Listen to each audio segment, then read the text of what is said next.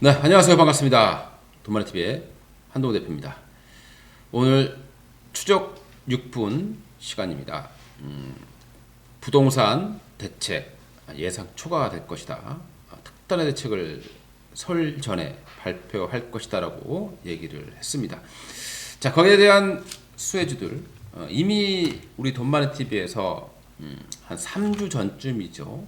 부동산 관련 한 달 됐나요? 부동산 관련 종목들 건설주를 꼭 봐야 된다라고 제가 많이 강조를 드렸었고, 그 당시에 뭐 일성건설, 대우건설 이런 종목들이 폭등을 하는, 그리고 벽산이라던가 뭐 많이 급등하는 모습 보여줬고, NX 거의 뭐 100% 정도 올라왔을 겁니다. 그래서 오늘도 그런 이미 많이 올라간 종목들을 추적해 보기보다는 현재 먹을 수 있는, 수익을 좀 크게 낼 수 있는, 좀 안정적으로 할 수 있는 그런 종목들이 뭐가 있는지 추적을 한번 해보도록 하겠습니다. 투자에 꼭 참고 자료로만 활용해 주셨으면 감사하겠습니다. 특단의 대책이 뭐가 되겠느냐. 지금 오늘 문재인 대통령이 신년사를 하게 되면서요, 부동산에 대한 실패를 어느 정도 얘기를 했고, 그래서 특단의 대책을 세우겠다라고 얘기를 했습니다. 지금 이제 세대 수가 늘어난 게 60만 세대 정도 늘어났는데, 공급이 40만 세대가 안 됐다라는 거거든요. 그러니까 앞으로 더 늘릴 수밖에 없는 그런 상황이 된 거고요. 그 방법으로 이렇게 거론될 수 있는 것들이 이제 용적률 상향입니다. 용적률이라고 하는 것은 우리가 이제 땅이 있으면요, 우리 땅 면적에 대해서 몇 배를 올릴 수 있느냐, 그게 이제 바로 용적률이다 보시면 되겠고요. 건폐율이라고 하는 것은 땅이 면적이 있으면 땅에 덮을 수 있는 퍼센테이지, 그러니까 100평에 건폐율이 40%다라고 하면 100평으로 기준 봤을 때 바닥 면적이 40%를 넘어갈 수 없고요. 용적률이 200%라고 하면 위로 2배를 올릴 수 있다라고 보시면 될 것 같습니다. 자, 그리고 공공재개발 가능성, 그다음에 역세권 개발 얘기들이 많이 나오고 있어요. 그래서 뭐 제가 예전에 말씀드렸지만 CNH라는 기업이 있단 말이죠. 역세권 개발한다고 했을 때 가장 큰 수혜가 될 수 있는 종목 중에 하나거든요. 그 업체가 바로 이제 그 생활형 도시형 생활주택을 만드는 업체라고 보시면 되겠습니다. 그리고 이제 신규 주택지에 대한 과감한 개발이 될 수 있다라고 보시면 되겠고요. 그리고 이제 여러 가지 방법이 있겠죠. 용도 변경을 하거나 아니면 그린벨트를 뭐 해제를 한다거나 뭐 이런 여러 가지 방법들이 나올 수 있을 것 같습니다. 그리고 뭐 만약에 협조를 잘하거나 도움되는 어떤 걸 한다고 했을 때는 굉장히 그 인센티브제를 줘서 뭐 이렇게 용적률을 더 상향시켜 주거나 하지만 거기다 외적으로 이제 그 허가 절차라던가 이런 절차들을 좀 간소화시켜주는 그런 방법들이 나올 것으로 전망이 됩니다. 물론 기대보다 이하의 발표가 나온다라면 건설주는 또 조정을 받을 수 있겠지만, 제가 볼 때는 건설주는 올해 내내 봐야 되는 섹터고요. 너무 오를 때는 당연히 추격 매수하시면 안 될 거고, 눌림을 이용해서 매수하시는 그런 방법이 필요할 것 같습니다. 자, 그린벨트 해제하는 방법이 있을 거고요. 용도구역 변경이 가능하겠죠. 이런 쪽에서 본다라면 SG 세계물산 봉천동 지역에 20만 평 정도의 토지를 보유하고 있습니다. 그린벨트 지역이 되겠죠. 그래서 과거부터 뭐 그린벨트 해제에 대한 내용이 나올 때마다 한 번씩 급등했다가 다시 또 급락하는 이런 모습 반복하는 기업이라고 보시면 될 것 같고요. 서부 T&D라는 종목도 있습니다. 서부 T&D라는 업체는 원래 서부 트럭 터미널로 시작을 했고요. 바로 양천구 지역에 대규모 화물 트럭 부지를 갖고 있었습니다.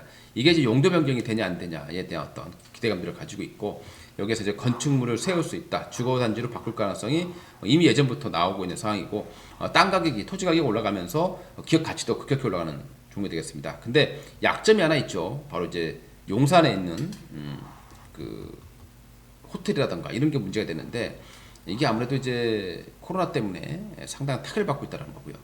그 다음에 이제 뭐 연수구 쪽에 뭐 타임스퀘어, 스퀘어라던가 이런 게 있는데, 연수 스퀘어죠.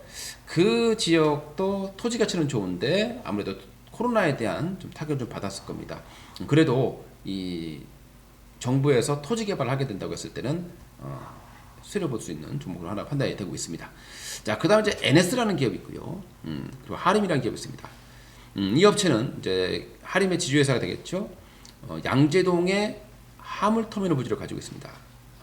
이게 이제 복합단지로 개발되느냐 마느냐 허가에 대해서 기대감을 좀 가지고 있는 그런 기업이다라고 보시면 될 것 같습니다.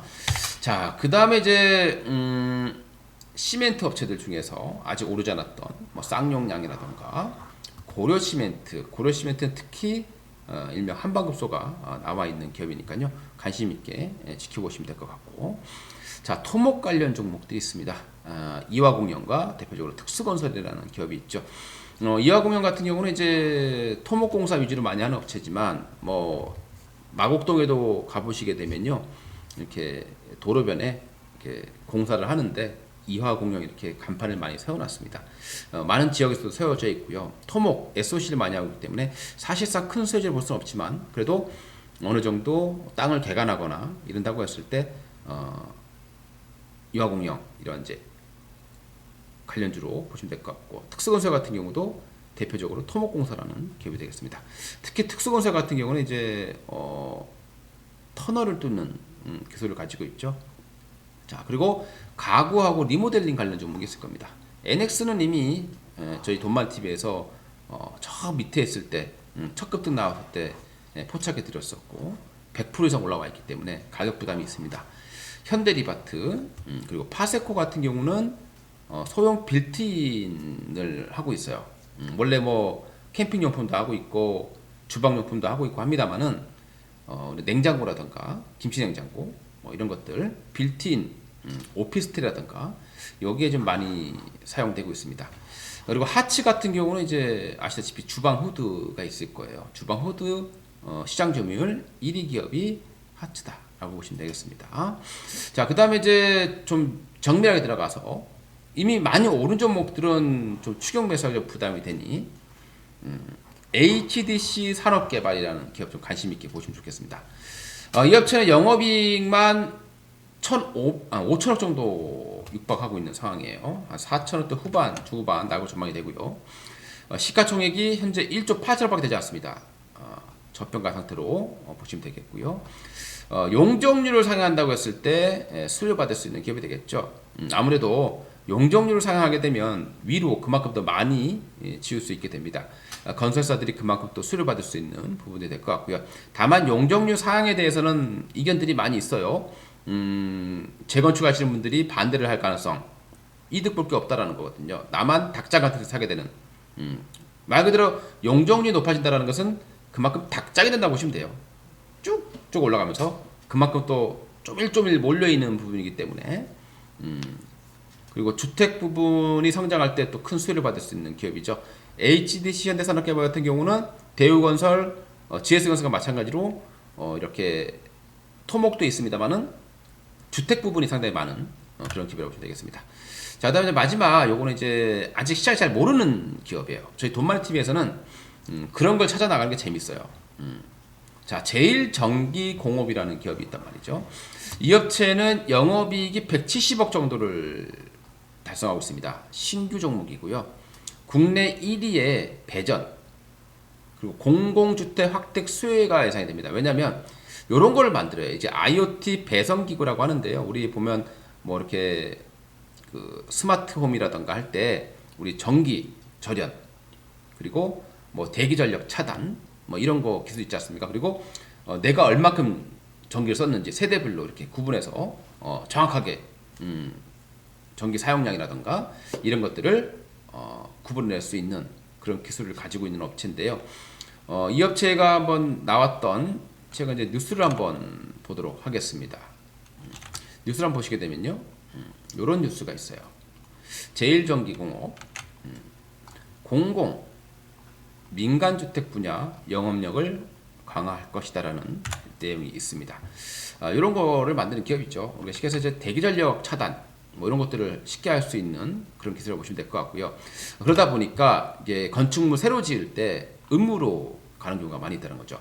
강동욱 대표는 최근 공공 및 민간 분양 공동주택에는 스마트홈 및 IoT 시스템이 필수 적용되고 있다.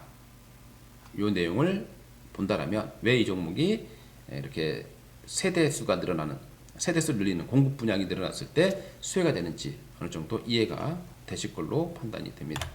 자, 이렇게 해서 오늘 돈마리 TV에서 또 정부의 어떤 정책이라든가 이런 것도 얘기를 해서 집중 조명을 좀 해봤습니다.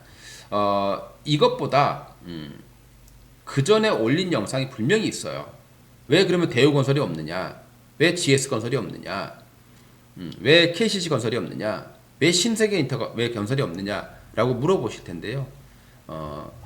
방송 끝나고 뒷단에 올린 거 보면요, 이미 1개월 전에 주가 바닥에서 올라올 때 올려드린 내용이 있습니다. 그걸 참고로 보시고 지금 추적 6분 시간에는 오르지 않았던 종목들, 이제 오르려고 하는 그런 종목들에 대해서만 분석을 해드렸으니까 꼭 참고로 활용해 주시기를 바라겠습니다. 감사합니다.